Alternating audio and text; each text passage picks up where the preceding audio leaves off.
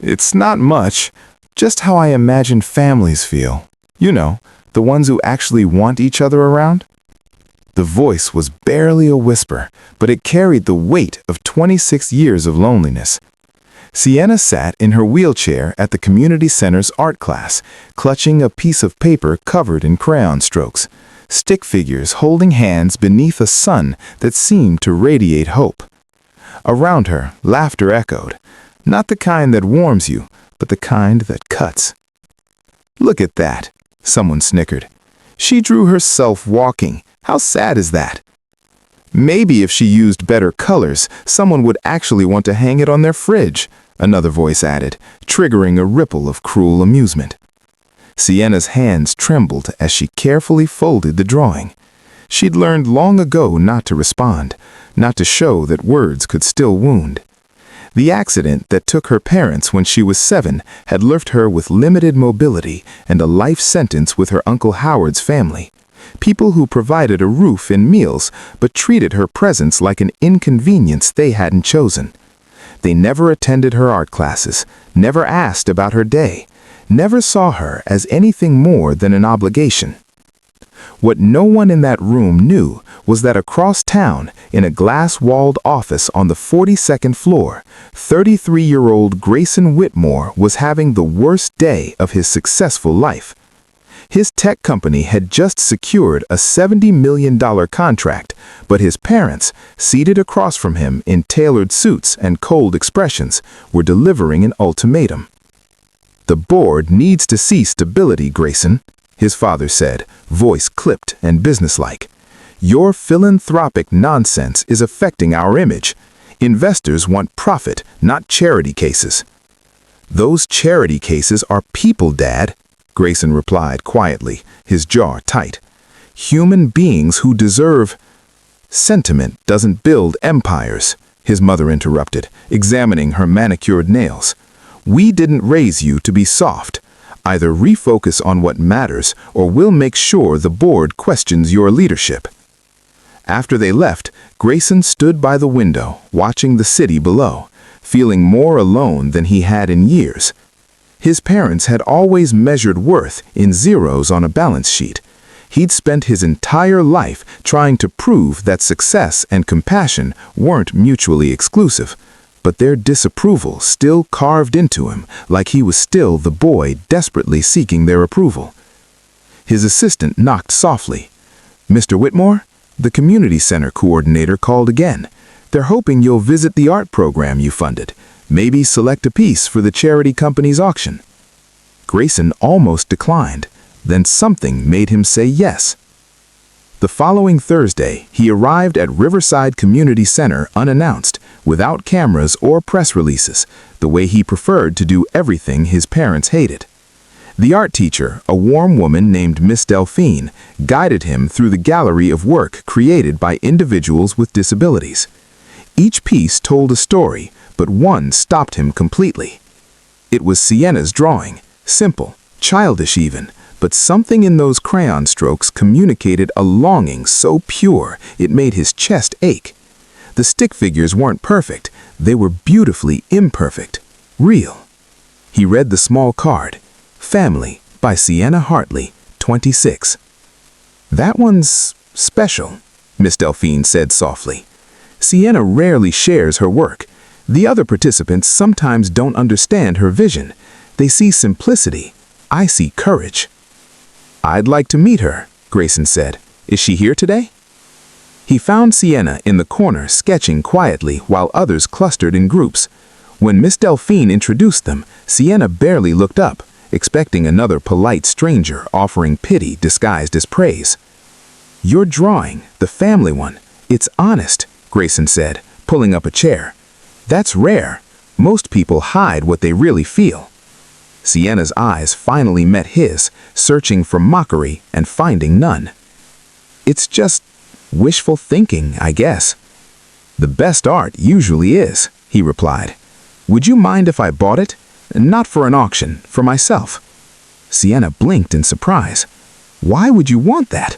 It's not even good, just crayons and—" "It reminds me that some things matter more than perfection, like connection, belonging, the things money can't buy but everyone needs. Over the following weeks, something unexpected unfolded. Grayson returned to the center not as a CEO fulfilling obligations, but as someone genuinely interested in the people there. He learned that Sienna had a degree in graphic design, but struggled to find employers willing to accommodate her needs. He discovered she lived with relatives who saw her as a burden, never asking about her dreams. And Sienna learned that the confident CEO carried his own loneliness, raised by parents who valued achievement over affection, surrounded by people who wanted his money or influence, never quite sure who saw the person beneath the success.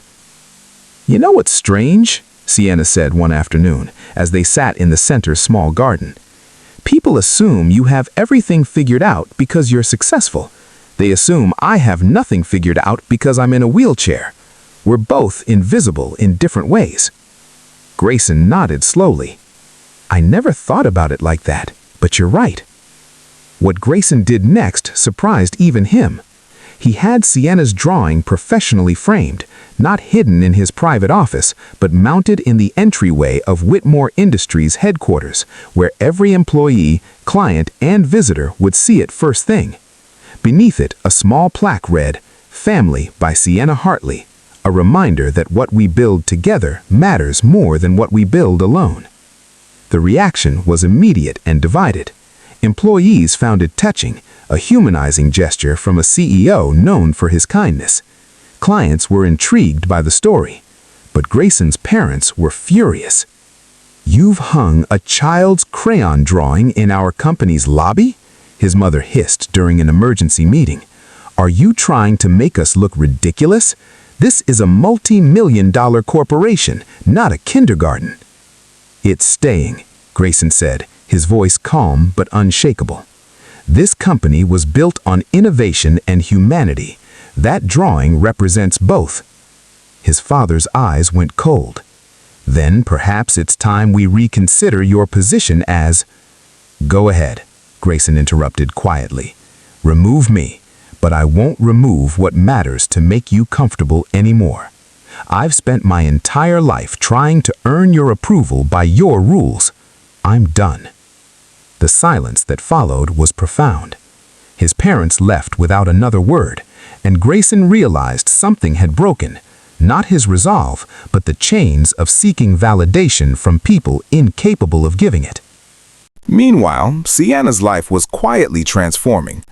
Grayson had hired her as a consultant for Whitmore Industries' new accessibility initiative. Not charity, but recognizing genuine talent. For the first time since her parents died, someone saw her capabilities instead of her limitations. Her uncle's family suddenly took interest in her success, but Sienna recognized their attention for what it was, shallow and conditional. 6 months later, on the anniversary of the drone's installation, Sienna visited the headquarters for a project meeting. She stopped in the entryway, staring at her framed artwork, the crayon family she'd drawn in a moment of hopeless hoping. Tears blurred her vision. Grayson found her there, understanding immediately. "Still think it's just wishful thinking?" Sienna shook her head slowly. "I used to draw families because I didn't have one. Now I realize family isn't about who's related to you. It's about who shows up, who sees you, who stays."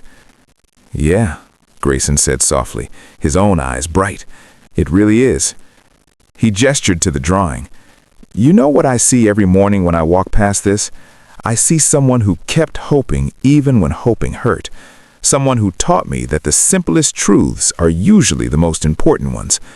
You didn't just draw a family, Sienna. You drew what matters, and you reminded me not to lose sight of it." Sienna reached for his hand, squeezing gently. "And you gave me something I'd stopped believing in, that I matter too." In the months that followed, Grayson's parents never apologized, never changed, but Grayson stopped waiting for them to. He built his own definition of success, one measured in lives touched, voices heard, and people like Sienna finally given the opportunities they deserved. And Sienna discovered that the family she'd drawn in crayons was being built around her in real life, not through shared blood, but through shared humanity. The drawing remained in that entryway, a daily reminder to everyone who passed that kindness sees value where others see simplicity, that acceptance builds bridges where judgment builds walls, and that sometimes the most profound art is created not by skilled hands, but by honest hearts brave enough to hope. If this story touched your heart, please like, share, subscribe, and comment. Let's spread more stories of kindness and hope together.